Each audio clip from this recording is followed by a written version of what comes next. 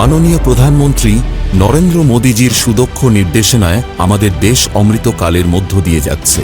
নতুন সূর্যোদয়ের এই যুগে মাননীয় প্রধানমন্ত্রী ভারতীয় রেলওয়ে স্টেশনগুলিকে বিশ্বমানের করে তুলতে বদ্ধপরিকর, যা প্রতিটি ভারতীয়র স্বপ্ন।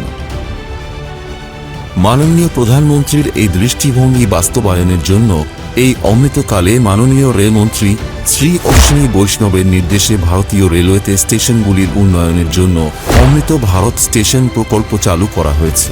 এই প্রকল্পটিতে একটি দীর্ঘমেয়াদী পদ্ধতির সাথে অবিচ্ছিন্নভাবে স্টেশনগুলির বিকাশের পরিকল্পনা করা হয়েছে।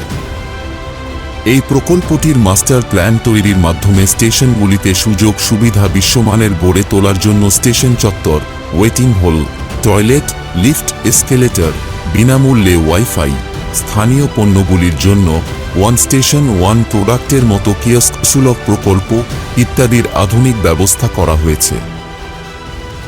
এই প্রকল্পের অধীনে চিহ্নিত 1309টি রেলওয়ে স্টেশনের মধ্যে 2023 সালে প্রথম পর্যায়ে মাননীয় প্রধানমন্ত্রী নরেন্দ্র মোদীজি পূর্ব রেলওয়ে অধিক্ষেত্রের 28টি স্টেশন সহ 508টি স্টেশনের উন্নয়নের ভিত্তিপ্রস্তর স্থাপন করেছিলেন, যেগুলির কাজ খুব দ্রুত গতিতে সম্পন্ন করা হচ্ছে। দ্বিতীয় পর্যায়ে পূর্ব রেলের অধিক্ষেত্রে আরও 28টি স্টেশন এই যোজনার অন্তর্ভুক্ত করা হচ্ছে। ভবিষ্যতে পূর্ব রেলওয়ের এই অমৃত স্টেশনগুলি একটি অর্থনৈতিক কেন্দ্র হয়ে উঠবে, মাননীয় প্রধানমন্ত্রীজির ভোকাল ফর লোকাল ধারণাকে বাস্তবায়িত করবে এবং স্থানীয় পণ্যদ্রব্যগুলিকে বৃহত্তর বাজারে তুলে ধরার কেন্দ্র হিসেবে গড়ে উঠবে। কেন্দ্রীয় সরকার প্রস্তাবিত দ্বিতীয় পর্যায়ে পূর্ব রেলের এই 28টি অমৃত ভারত স্টেশনগুলির উন্নয়নের জন্য পর্যাপ্ত তহবিল বরাদ্দ করা হয়েছে। শিয়ালদহ ডিভিশনে অমৃত ভারত স্টেশন প্রকল্পের অধীনে 8টি স্টেশনের পুনঃ উন্নয়নের ভিত্তিপ্রস্তর স্থাপন করা হবে।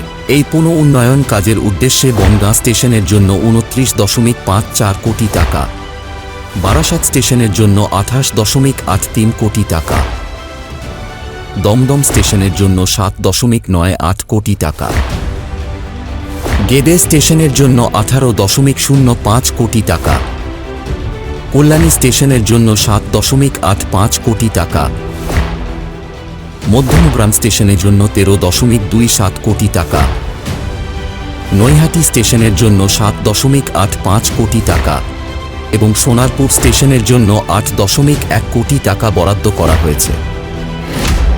এই অমৃতকালে স্টেশন উন্নয়নের জন্য বরাদ্দ অর্থের প্রবাহ অধিক কর্মসংস্থান এবং নতুন ব্যবসার সুযোগ তৈরি করবে এবং এইভাবে এই অঞ্চলে অর্থনৈতিক উন্নয়নের বহু কাঙ্ক্ষিত অমৃত নিয়ে আসবে।